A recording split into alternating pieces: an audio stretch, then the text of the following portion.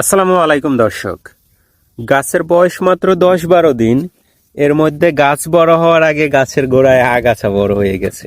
কি একটা অবস্থা! তো আপনারা যারা চাষি আছেন তারা করবেন কি, এই 10-12 দিন হইলে এই গাছের গোড়ায় যে আগাছাগুলো জন্মায় এগুলো টেনে টেনে হাত দিয়ে টেনে টেনে তুলে দিবেন।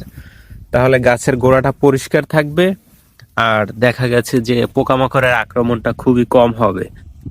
এতে করে গাছটা, এইখানে গাছের গোড়ায় যে মাটিটুকু আছে এইখানে যে খাবার, প্রথম অবস্থায় ছোট অবস্থায় তো গাছের খাবারটা সব মাটি থেকে গ্রহণ করতে পারে না।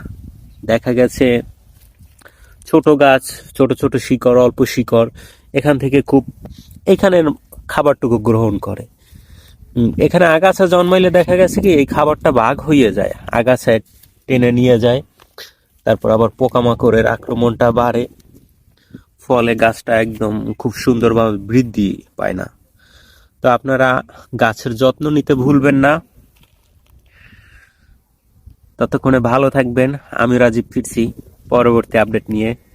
চ্যানেলটা সাবস্ক্রাইব করে পাশেই থাকবেন।